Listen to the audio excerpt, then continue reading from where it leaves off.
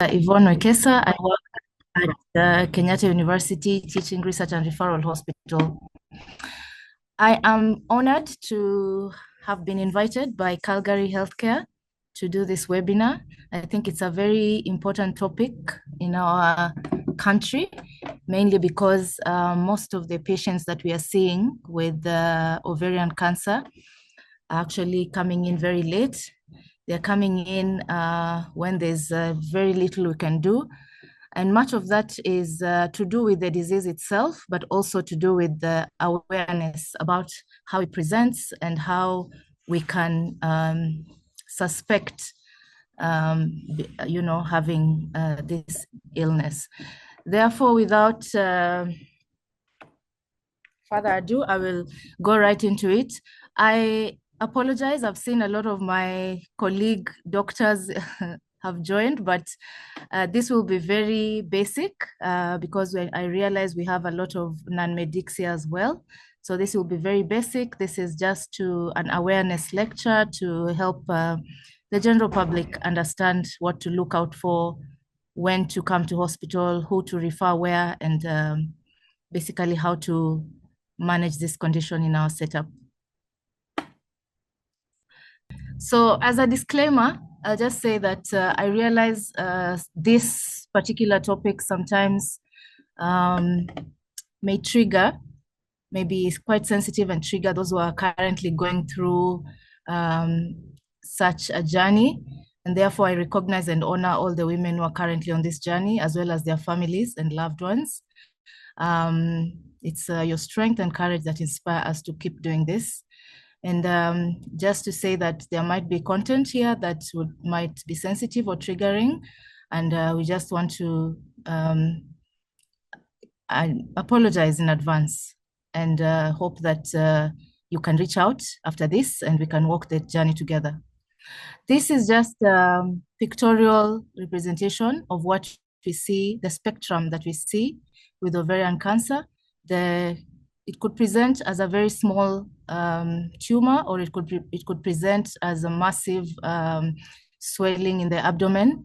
And all this really is to show that there's no one size fits all when it comes to ovarian cancer. And we need to be on the lookout because sometimes it's very silent and you might not be able to know what's going on. In Kenya, it is not one of the most common. It caters for about 4% of all cancers that affect women.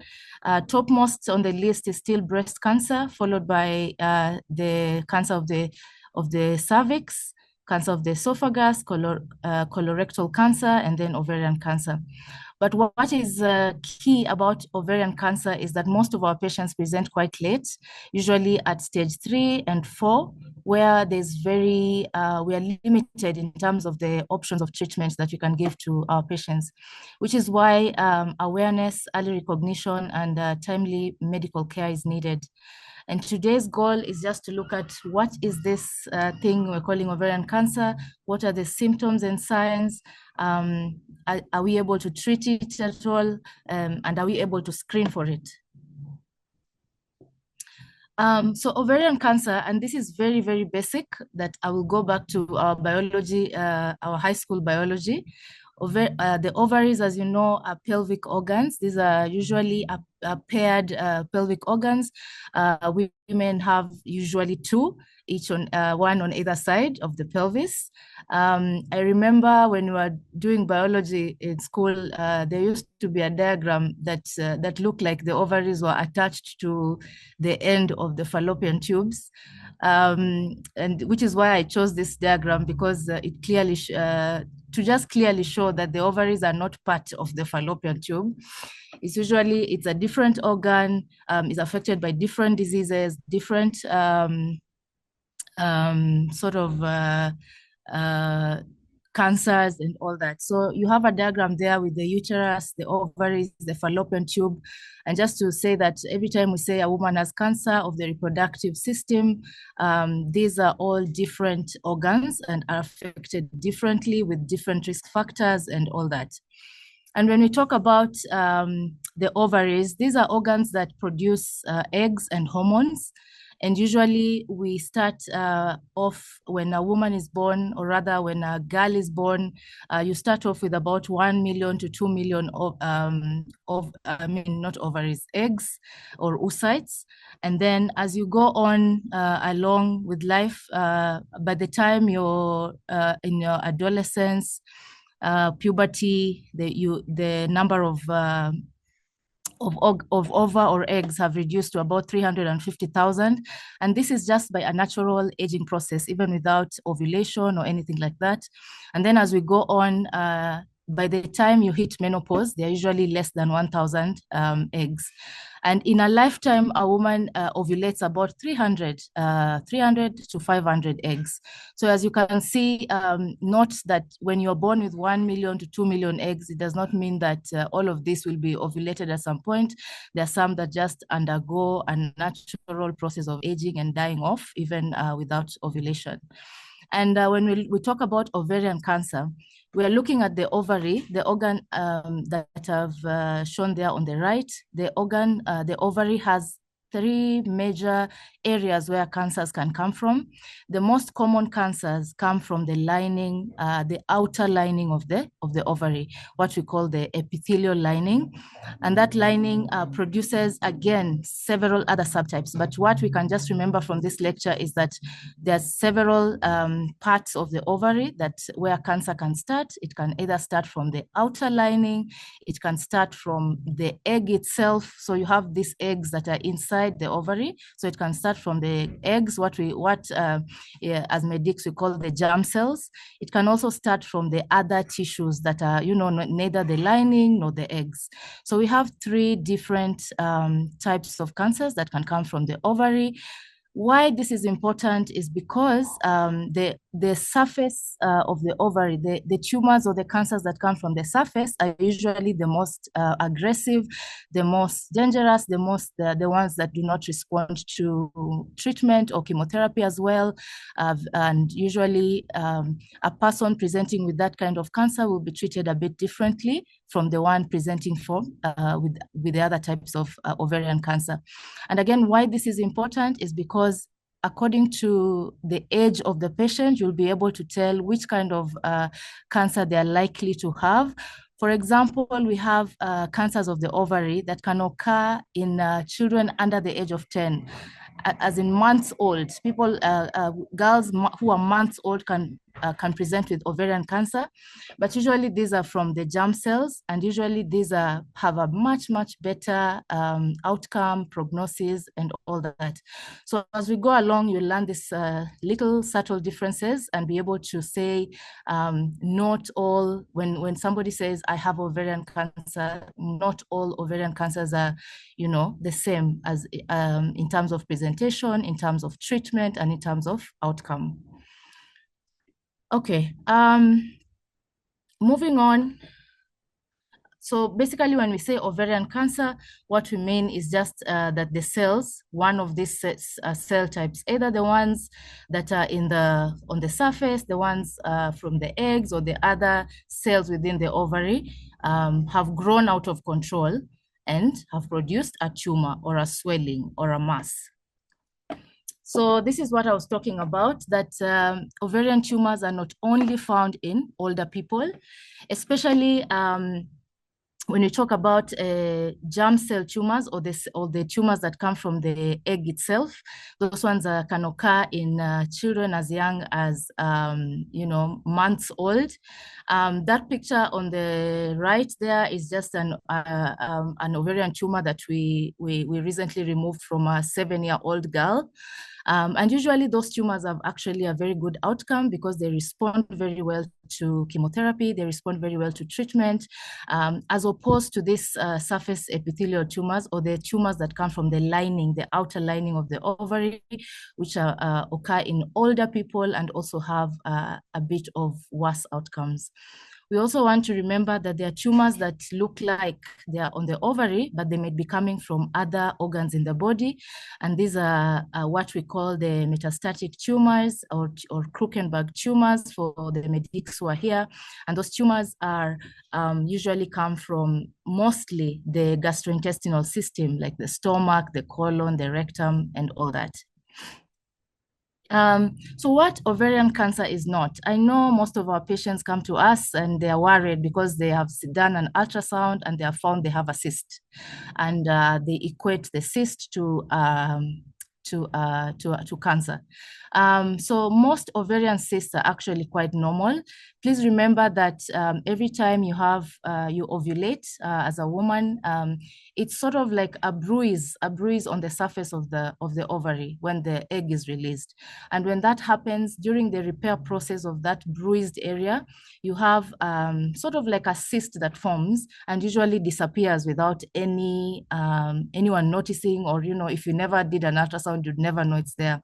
And so most women come in with cysts that have been found, coincidentally. Most of those cysts are normal. Most of them are developmental, most of them are post-ovulation, or sometimes after fertilization, there's a cyst that usually forms called a corpus luteum cyst that sort of supports pregnancy. And usually these are smaller cysts, less than 7 centimeters, just filled with fluid and nothing else. You can also have ovarian masses or swellings that are not cancerous, but also they are not normal. So, for example, you can have a patient with polycystic ovarian syndrome. I know some might know about this. You might have endometriomas, which just means that there is endometrial lining, or rather the lining of the uterus outside of the uterus can form a tumor somewhere else. You could also have an ectopic pregnancy, which is a pregnancy that grows outside of the uterus, but you can find it in the ovary as well. Those are quite rare, but they're there. You can have other tumors that are not cancer. So the point of this slide was just to let everyone know that, especially for the general public, that not all cysts are cancer, and therefore you should, speak to your healthcare provider and sort of go through what else could it be, and also what else and how to sort of surveil and monitor the cysts that you have. Moving on, we call ovarian cancer a silent killer. Most of you will hear us say that ovarian cancer whispers as opposed to shouting, which is the cervical cancer. Cervical cancer is hard to ignore because the patient comes in bleeding, comes in with a foul-smelling discharge, comes in with things that can be seen outside. But ovarian cancer is a silent killer. The symptoms are usually vague, they're easy to ignore. Most commonly, you have persistent bloating, and emphasis on persistent, because it's not just after one heavy meal, but you have bloating that happens on most days of your week or your month, or for a longer time. Then you have pelvic or abdominal pain. You can also have, when these tumors grow big, you start feeling some pressure symptoms, which could include feeling full very quickly, or loss of appetite, needing to pass urine more often or more urgently. Then this is a late symptom when now you start having fatigue and unexplained weight loss. And usually this is a key factor of most cancers. This weight loss, usually by the time this is happening, is usually a late sign. And you will see all through my presentation, I'll be showing some photos of the ovarian tumors that we have been removing over the past few years, and this just to show you that not all of these tumors look the same. They look different. Some are small, some are large. Them looking large does not necessarily mean that they are worse off. Actually, when it comes to ovarian cancer, when we see a very, very big tumor and the patient is still walking, still moving, still doing their things, it's usually not as aggressive as the smaller ones, because by the time ovarian tumor grows to that size and has not caused any severe issues, or has not gone to other parts of the body like the lungs, then usually it's not as aggressive as you'd expect. So the risk factors, this is to me, this is the most important slide in this presentation. I showed this picture before that that showed how ovulation process occurs and how cancer can develop from that continuous ovulation. So basically, anything that suppresses ovulation, anything that suppresses that production of an egg every month is what I mean by ovulation is dangerous. Yeah. Sorry, is protective. Sorry, anything that suppresses ovulation is protective, because every time I said you ovulate, there's a small bruise that happens on the lining of your ovary, and usually during that repair process is where sometimes things can go wrong, and that area now develops cancer. So any patient who has genetic or family history of ovarian or breast cancer. Some of you might have heard about the BRCA gene or BRCA gene, which is associated with breast cancer, with ovarian cancer, and even on some lower extent uterine cancer. And there's that syndrome that's called a Lynch syndrome. Usually this is a syndrome that runs in families, and it predisposes the people in that family to get breast cancer, ovarian cancer, colon cancer, rectal cancer, and all that. So, you might have this gene in a woman causing breast cancer, but in a man causing, let's say, colon or rectal cancer. But of importance is to say that most of the patients who present with ovarian cancer actually have no family history of ovarian cancer. They have no family history. So I see a lot of patients who come and say, doc, but in my family, we don't have. Just to say that they are the majority of patients actually do not have a family history. But when you do have a family history, then the risk goes higher. Then patients who have never given birth or are struggling with infertility also are at a bit higher risk, again, because of that issue of continuous ovulation. Early age of your first menses and late menopause, again, for the same reason, it exposes you to a longer period where you're ovulating. And then obesity, especially childhood or adolescence obesity, because obesity has been linked with the high levels of certain hormones like estrogen, which is a key key marker in terms of development of these cancers.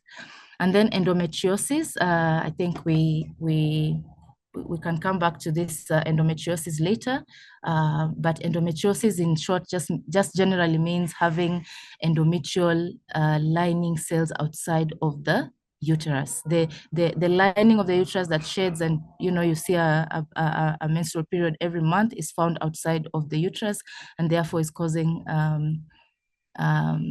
sort of complications outside of the uterus. So all these are risk factors. The other one is age. But as a caveat, I started by saying that you do not have to be above 50 years to get ovarian cancer, because we have different subtypes of ovarian cancer. The one that usually affects the older age group is the one that starts on the lining, which is the epithelial ovarian cancer. In terms of protective factors, we kind of look at the factors that are opposite to what I've talked about. So having children actually reduces the risk by about having one child, about 0.3 to 0.4% reduction. Use of oral contraceptive pills, again, because of that effect on ovulation, for 5 or more years, can bring up to 50% reduction in the development of especially epithelial ovarian cancer, the one that affects the lining. And therefore, duration of use of the oral contraceptive is more important, and it's useful regardless of the parity, the age, the race, or histology of the cytology is just the subtype in the lab. And you can get up to 70% reduction if you've had 2 children and used oral contraceptive pills for 5 or more years. So this in combination lead to about a 70% reduction in ovarian cancer. And then there are other things that we usually recommend to people with higher risk. So that first thing there, bilateral salpingophorectomy, simply means the removal of both tubes and ovaries. Removal of the uterus only, use of intrauterine contraceptive devices, bilateral tube ligation, breastfeeding, and also getting children a bit later, more than 35 years. These ones are also protective in certain settings, yeah, and can be a useful protective factor. In terms of screening, I must emphasize that there is no reliable routine screening test for ovarian cancer. Remember, we do pap smears for cervical cancer, and these ones are quite useful in that setup. But pap smears are not useful for ovarian cancer. There's no reliable routine screening. Tests like ultrasound and others, the CA125 is a blood test that usually sometimes could indicate that there's a tumor in your in one of your organs, but these ones are not accurate or specific for ovarian cancer. A closer medical follow-up is recommended for patients with a strong family history of ovarian, breast, or colorectal cancer, or patients who we know have those genetic mutations that I talked about, or if you've had a previous history of breast or uterine cancer, then you're, at higher risk of getting ovarian cancer. And therefore, these patients that we would follow up quite closely, we would see them yearly, depending on what the patient's risk is. And in such cases, we might recommend genetic counseling and testing. We might recommend risk-reducing surgery, in this case, removal of both ovaries, especially when they have completed their family size, they have completed their fertility journey. We would actually recommend for very high-risk patients to remove both ovaries. And then we would also recommend more regular checkups and imaging. So the point of this slide, again, is to just say there's no reliable screening test for ovarian cancer. We can only look at the risk profile of each individual person and then advise on how we can follow up closer for those patients. So it's very important. I will emphasize this slide. I'm actually moving towards the end, so probably you can start sending in your questions, but it's very important to know your personal risk of ovarian cancer through family history of any of those cancers: ovary, uterine, breast, colon, including the male members of the family. It's important to know if there are any genetic mutations that have been discovered, in your family. It's important for patients who are postmenopausal to be, very keen on what's going on in their body. And also just to remember that higher age predisposes us to ovarian cancer, but specifically the epithelial ovarian cancer, which is more risky and more and has worse outcomes. And then these are the things that decrease risk: pregnancy, breastfeeding, and use of oral contraceptives. So in terms of diagnosis and treatment, and again, I'll just do the basics because because of the audience that I have today. Usually, your doctor will ask for a pelvic ultrasound to look at the ovaries, and based on that, then we can be able to recommend either an MRI, CT scan, PET scan, or a chest X-ray as needed. And usually this other imaging is just an adjunct to stage, to kind of try and stage the disease. And then we have some blood tests that are called tumor markers that are listed there, which sometimes can again help us to differentiate which kind of ovarian cancer you have from the other diagram I showed you. But the real confirmation of ovarian cancer is by surgery or biopsy. It's important to know that we can actually go in and do the surgery without doing the biopsy. This is especially true for patients with early cancer. I think when you looked at the first diagram where the ovaries are located, you know that the ovaries are located within a closed system inside the pelvis. And therefore, we don't recommend biopsies for early cancer because sometimes if the tumor has not broken through the capsule or the lining of the ovary, then you biopsy, you might upstage the tumor. But as a caveat, there are patients who already from imaging or from MRI, CT scan, we see that the tumor is already out of the out of the ovary. In those patients, doing a biopsy is recommended because then it will confirm what disease this is.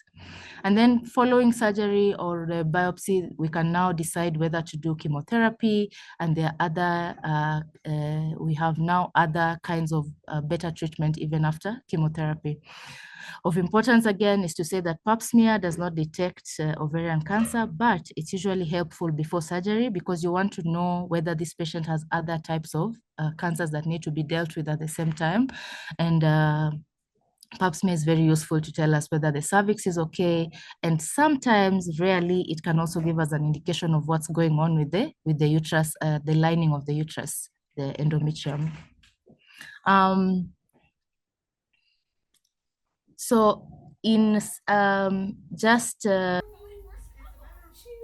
this ovarian cancer, I know there are many people who want to know, oh, I have this tumor, what is the stage, what is the prognosis, what are my outcomes going to be? I will just try and I guess brush through this because this is not like I said when I started, there are different types of ovarian cancer. There are different subtypes. And for example, a stage 3 cancer that's coming from the lining of the uterus will not have the same outcome as a stage 3 cancer that's coming from the eggs, the one I showed you from the 7-year-old. Because stage 3 cancer that's coming from the lining might not respond to chemotherapy the same way that tumor in the 7-year-old would respond to chemotherapy. Therefore, we will not issue a blanket statement and say stage 3 is bad, stage 4 is bad, But in general, stage 1 disease is the least it's still within the ovaries. Stage 2 has gone out of the ovary, but is still within the pelvis. Stage 3 has spread out of the pelvis, but it's now just within the abdomen. And then stage 4 in general has gone far away from the abdomen, for example, like the lungs. And usually, of course, the prognosis or the outcomes are worse according to the stage. But again, you have to look at the subtype of tumor that you have. So as I finish off, this is, I hope that all these statements that I've made there have been answered by this lecture, that we can all be able to answer those questions there. Number one is only old women can get ovarian cancer. I think we have cleared that one out. You can have a months-old girl with ovarian tumor. If nobody in my family has it, I am safe. Again, that's a myth because, as we know, there are many people with ovarian cancer who are the first of their family. And most ovarian cancer is actually not hereditary. Pap smear detects ovarian cancer. I think we've answered that. Is not usually detected by pap smear, and there's no reliable screening test for ovarian cancer. Biopsy spreads tumor and should never be done. Again, it can only spread tumor if it's early and has not broken through the capsule or the lining of the ovary. And sometimes we do biopsy to confirm cancer, especially when it's already spread all through the abdomen. Ovarian cysts are always cancer. Again, we've answered that. Most ovarian cysts are actually normal, but you should always discuss with your healthcare practitioner about what are your risks, what to look out for, and how to monitor ovarian cysts. Ovarian cancer is always fatal. Again, we have answered that there are certain subtypes of ovarian cancer that are not as fatal because they respond very well to chemotherapy, and therefore you have almost 100% chance of curing them. There are reliable screening tests for ovarian cancer. We've said there's actually no reliable tests. We only go with your risk profile, and then we offer you a way of surveilling depending on your risk profile. So as I finish, I know we should probably have done this lecture in May, but that's usually our World Ovarian Cancer Day. And the call for this year was actually to leave no woman behind. And just to emphasize that that we have these common symptoms that we ignore because they are vague, because they can occur in other conditions. So persistent bloating, pelvic or abdominal pain, feeling full quickly or trouble eating, urgent or frequent need to pee. These are all symptoms that could occur in many other conditions, but the key word here is if they're persistent and they are unusual for you and don't go away, please don't ignore them. Talk to your doctor about them. Thank you very much. I will take any questions or comments. Thank you very much, Dr. Yvonne, for that an insightful and informative presentation. We are now switching gears to Q&A session. So please type your question, or you can raise your hand if you'd like to speak. I'll read the questions on the chat box so that Dr. Wekesa can respond. Kindly, anyone with a question? So we have Shamza Ahmed asking, what are the treatment options available for ovarian cancer? Please, doctor, if you can respond to that. We also have Maria Omare asking about what are the risk factors to ovarian cancer. We have Maggie Wanjiku speak about endometriosis. I think we'll start with those one first, Daktari, and then we'll proceed with the rest. Sorry, I was trying to unmute. So I think the first question was about treatment options that are available for ovarian cancer in our country. So the key one, so we have surgical treatment or medical treatment. So the surgical treatment that we do usually depends again on the subtype that you have or the stage. So depending on the stage, with your doctor, your oncologist, gynecologist might decide to either remove just the ovary, depending on the stage and the subtype. Because as we said, there are those subtypes that forgiving in terms of outcomes, like the one in the 7-year-old, and for that particular case, we just removed the one ovary and left her with the other ovary. We left her with the uterus, and she, after we had taken out the ovary with the cancer, she was able to get chemotherapy after that, and has been doing well. I think now we are on year 3 or 4. And for some patients, you might not be able to offer that, especially patients with the epithelial or the cancer that involves the lining of the ovary, because usually they present late, they present at stage 3 or 4, and therefore you'll have to remove both ovaries, the uterus, and other organs that are in the abdomen, like the lymph nodes, just depending on the stage that it is. So that's one. You can either do surgical treatment. The next one is medical treatment. By medical, I mean you can either do chemotherapy, which is basically drugs that we give you through the IV, and we can also give targeted therapy. So the targeted therapy targets all the other things I was talking about, the genetic mutations and all that we were talking about, without going into so much detail, just to understand, we have chemotherapy and we have targeted treatment. And then, so those are the major treatment options for ovarian cancer in our country. The other question was about risk factors. I think maybe that participant came a little late. I'll try and go back to the slide with risk factors. But basically, what we were saying is patients who have anything that causes continuous ovulation. So number one is if you have struggles in infertility or never having children, it means that you're continuously ovulating, and every time you ovulate, there's a break or a bruise that occurs on the surface of the ovary, and that could actually later on, lead to ovarian cancer. So anything that prolongs that period where you're ovulating.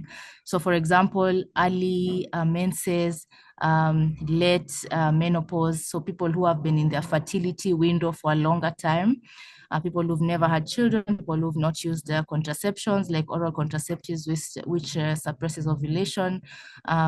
Those are, and then the major one is now the genetic risk factors. So you have patients with certain genetic markers that I talked about, like the BRCA gene, the Lynch syndrome, and also patients who have a strong family history of ovarian cancer are at higher risk.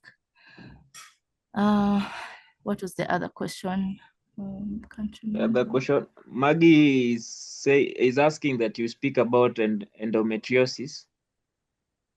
Oh yeah. We started by saying that endometriosis can be a risk factor for ovarian cancer. So if you remember our biology, there's a lining in the uterus called the endometrial lining, the lining that is shed every month when you have a period.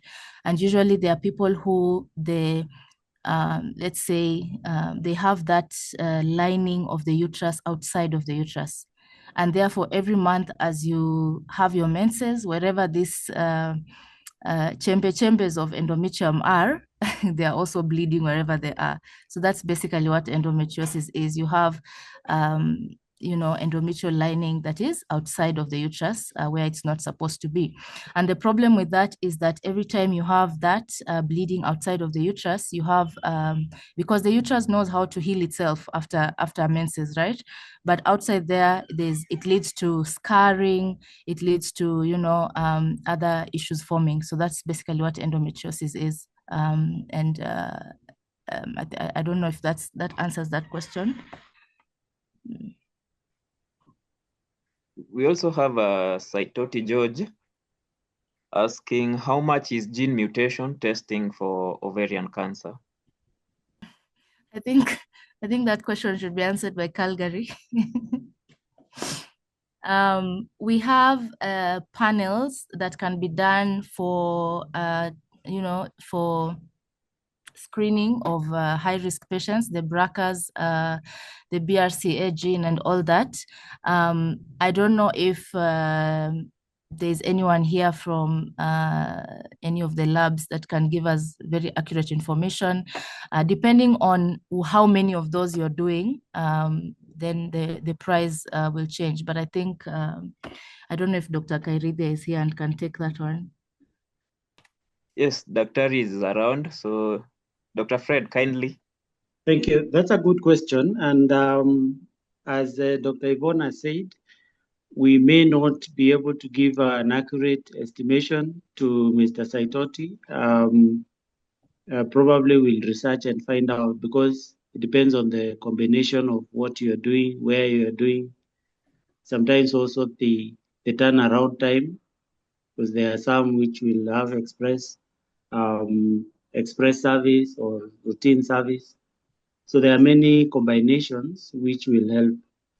The only thing I can mention is that it may not be a very cheap, let me not use the word cheap. It may not be small in amounts, but where it is needed, as the consultant has said, sometimes it must be done for the sake of finding the diagnosis and moving forward, deciding the decision. Thank you. Thank you very much, Dr. Fred. So moving forward with the questions, we have Vero asking, okay, he's appreciating the presentation. This is a wonderful presentation. She has a question on, will the treatment of ovarian cancer affect the fertility? I don't know if you can hear me or am I muted? Yes, we can hear you. Okay. So it depends, right? When I started, I said, depending on the treatment that you're given. So for patients who obviously have to lose the ovaries, if you lose one ovary, you're not infertile, but of course your level of fertility goes a little lower. If you lose both ovaries, then obviously we have completely tampered with your fertility. The other part of the treatment, so chemotherapy has different effects on the ovary. So the chemotherapy that we usually use for example, for the 7-year-old with the germ cell tumor is very different from what we'll use for the epithelial ovarian tumors. So it depends. So the ones for the germ cell tumors, usually patients have had very good outcomes and have even carried pregnancies way after that. So I would say yes and no, just depending on the kind of treatment that you get with the type of cancer that you have.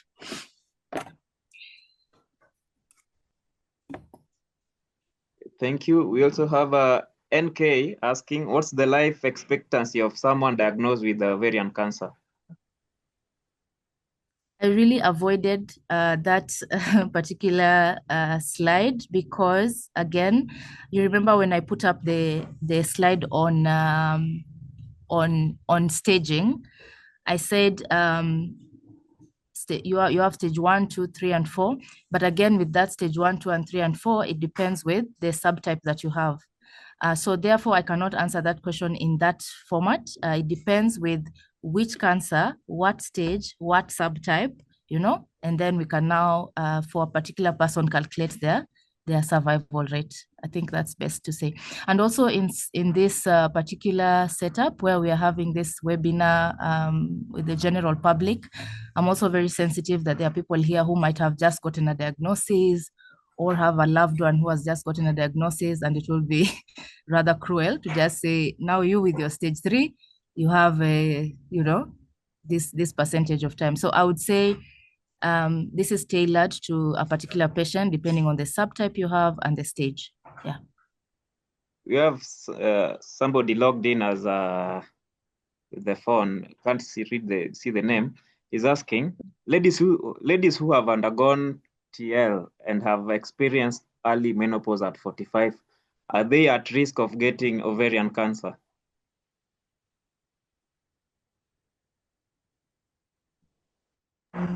So ladies who have undergone TL, that is tubal ligation, and have experienced early menopause at 45. So I don't know whether the person asking that question is relating those two together, because undergoing a tubal ligation is not synonymous with early menopause. Yeah, because tubal ligation is a form of permanent what is it called, contraception, and as you saw in my diagram there, usually has little effect on the ovaries in terms of menopause. So I don't know what the question is, but when we were talking about the risk factors and the protective factors, there are many studies that have shown, especially for patients who have a higher risk. So let's say patients who have a family history or have one of those genetic mutations that predisposes them to ovarian cancer. In some patients, tubal ligation and tubal, removal of the tubes completely is actually protective of ovarian cancer. So I'm not sure I understood this question very well.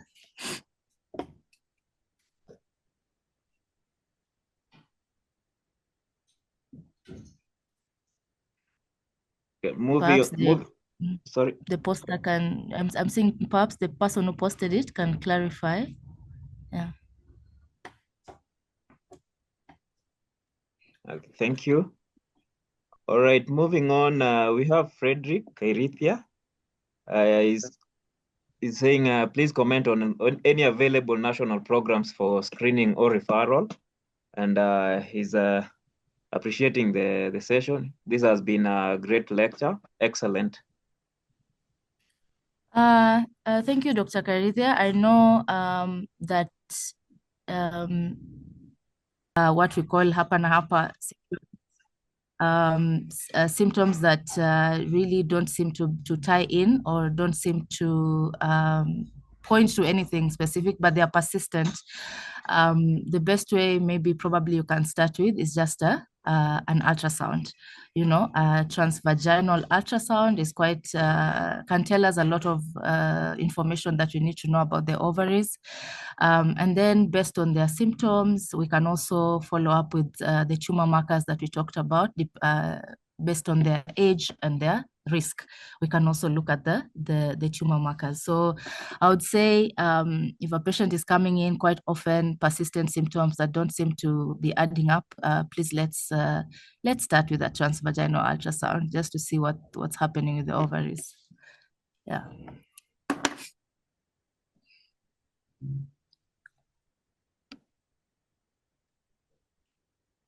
Okay, moving on. I don't know, Doctor, that was a question from, had lost connection a bit. From Rhoda. All right, so moving on, we have NK. If they have to remove the ovaries, is there a chance of recovery of the eggs before removing the ovaries? Absolutely. That should have been a whole other lecture, but it depends with the level of how much the ovaries have been affected, you know, by the disease. So most of the time, we preserve the ovaries during treatment for cervical cancer, because cervical cancer is mostly treated by radiotherapy, which is a treatment that sort of kills off the ovarian tissue. But as you have heard me say today, that ovarian cancer, usually we treat it with either surgery or chemotherapy. And the chemotherapy that is used in most of these ovarian cancers is not, it's not toxic to the ovaries, yeah? So we don't have to, but in other cancers like cervical cancer, where we are doing radiotherapy, we are able to harvest eggs and keep them for, to be used later after the treatment has been done. Does a family history of breast cancer put you at a high risk of ovarian cancer? Yes.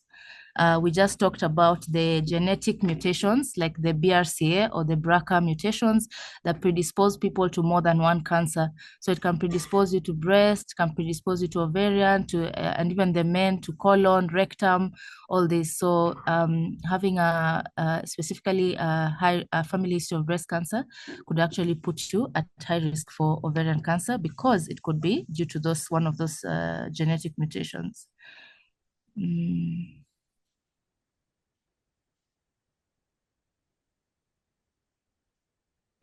I see some, I think the tubal ligation was done when I was 29 years old, but experienced early menopause at 45.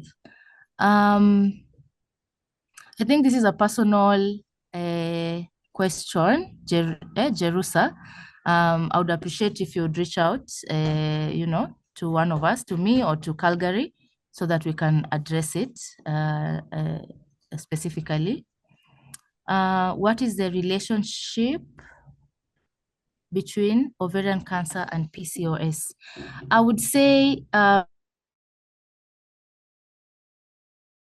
comes from an imbalance of hormones. That is the simplest way I can explain it. You remember when you were talking about the ovaries and ovulation process, we said that sometimes you have these eggs in your ovaries being stimulated, but they are not released. You don't have the I would say the right amount of hormones to make these eggs be released, yeah? And so they just line up inside your ovary. They are enlarged, but they're not being released. And with time, you have several cysts forming in the ovaries. And this is usually a hormonal imbalance issue. So what this predisposes you actually is not ovarian cancer, but endometrial cancer. Why? Because every time you do not ovulate, it means you're also not having a period, you're not having menses. And so the lining of the uterus becomes thicker and thicker. And when that lining of the uterus becomes thicker, it now makes you more likely to get endometrial cancer. So PCOS has been linked to, or rather is a very high risk factor for endometrial cancer, the cancer of the lining of the uterus, which is why in most patients we try to treat to sort of regularize back your periods when you have PCOS, so that we can try and mitigate that risk.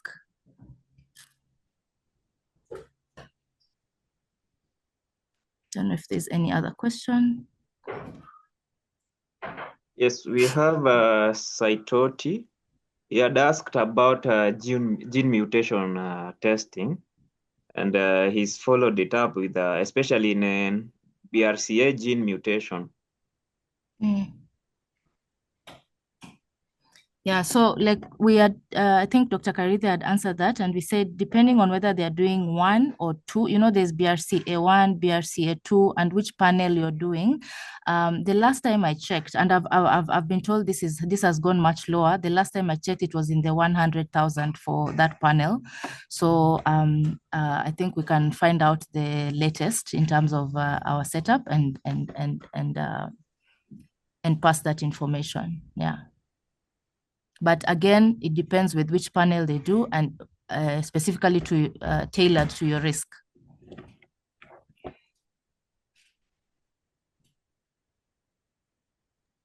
We have Maggie Wanjiku asking, is transitional ultrasound available at Kenyatta University referral? I think you mean transvaginal ultrasound. Yeah, it's a pretty common test, to be honest. We have it in KU, but we also have it almost everywhere now. It's just the regular ultrasound, but with a different probe that can be, put in the pervaginal. But really, that is a widely available test. We have Abubakar Khalif appreciating the session, and he's also asking what strategies could improve early detection. Wow. So again, I will emphasize on the risk profile, especially for healthcare workers.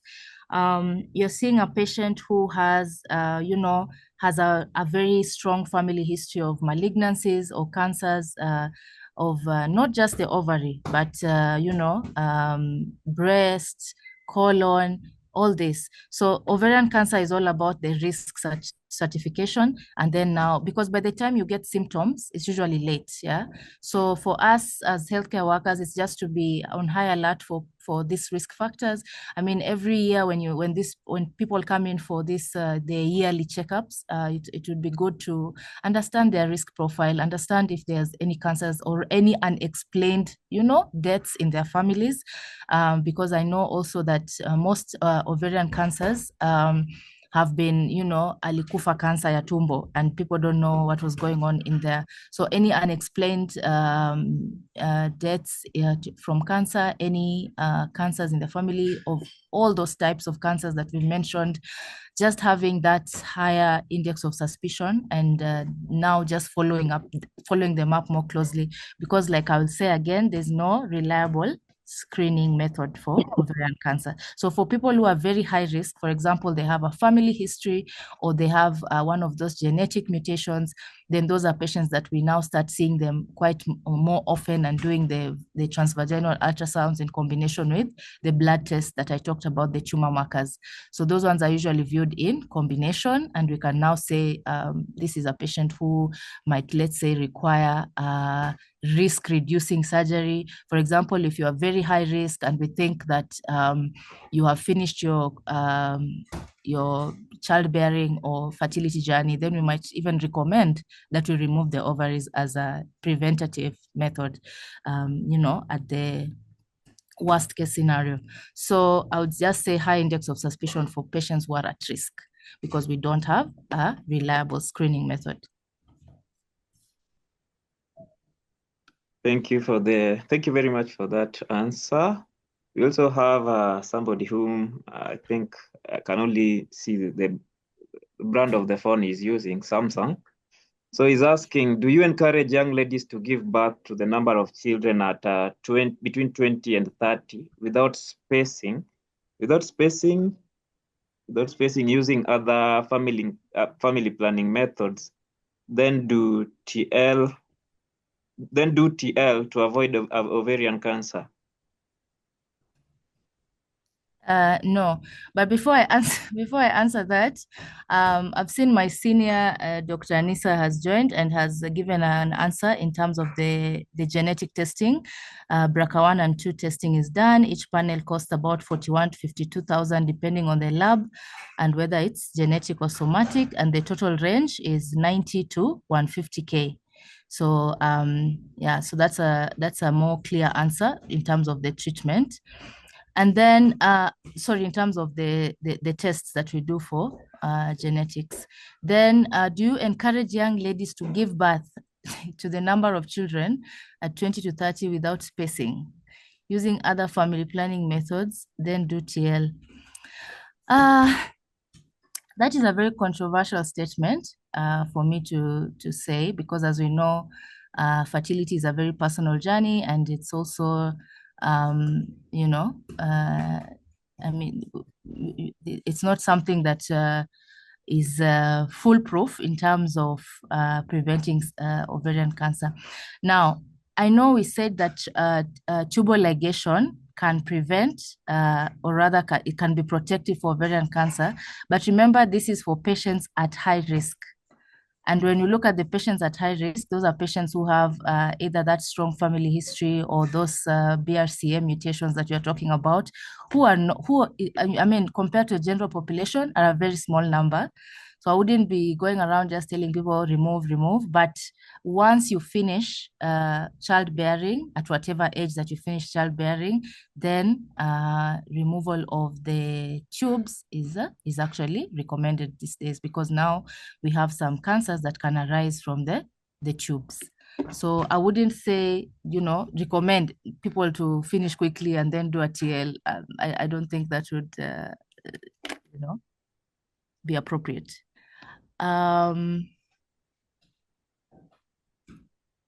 Once oophorectomy has been done, what's the drug of choice for hormonal supplements? For those who do not know, oophorectomy is the removal of the ovaries. And what is the drug of choice for? I think this one is asking about hormone replacement therapy. So usually when we are doing hormone replacement therapy, we ask ourselves, does this patient have a uterus or does not have a uterus, as a general guideline? Because if the patient has a uterus, then you want to be able to make sure that you're not giving a drug that will now predispose the uterus to other cancers. Right. So again, this is a question that is probably best answered one-on-one, depending on what has been done. So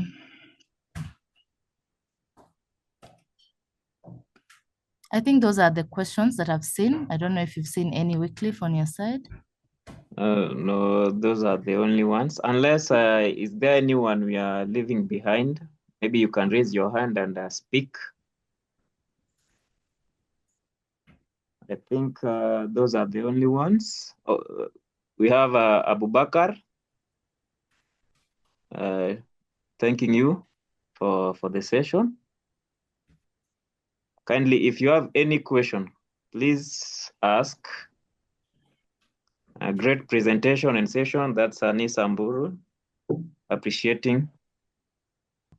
I think the questions have been exhausted, and we are not leaving anyone behind. So without ado, Dr. Yvonne, maybe if you have any last word that you might want to pass through, kindly go ahead. I just want to thank everyone who has joined today, and also just to emphasize that we still don't have a sure bet way of screening for ovarian cancer. And therefore, it's important not to ignore those persistent, vague symptoms that you might be having. And that, feel free to ask for a second opinion, feel free to ask your doctor to, refer you somewhere else, or go for a second opinion if you think that you're not being heard. And let's keep learning, let's keep educating. I think it would be in order for me to put my senior Dr. Anissa on the spot to say something, since I've seen her here, and I really think that she would have a word for the general public today. Yvonne, thank you for throwing me under the bus. Good evening, everyone. I really cannot add anything. Dr. Yvonne has covered the topic so well. And all I can do is echo what she has said. We really need to raise awareness about these cancers, because most of them, if we are able to detect them early, we can actually treat someone and give them a long, fruitful life. Otherwise, thank you so much, Dr. Yvonne, and thank you for everyone who's been listening. Thank you, Anissa. Yeah, thank you for Calgary for letting us share this session with your audience. Thank you very much. As we come to the close of today's insightful session, I want to sincerely thank each one of you for taking the time to join us. And a very special thanks to you, Dr. Yvonne, our distinguished speaker, for sharing your expertise and shedding light on this important topic. So your engagement and thoughtful questions to our guest speaker have made the session truly to be impactful, and we hope that the knowledge shared today will empower us all to spread awareness and encourage early detection and support those who might be affected by this deadly disease, the ovarian cancer. So on behalf of the entire team, thank you once again for being part of this webinar. We look forward to having you joining us in future sessions. And actually, we usually do monthly webinars. So we'll share the next topic also in the coming month now. So we look forward to having you guys also joining us in the future. And I just want to wish all of you a very wonderful evening, and stay safe. Thank you very much to all.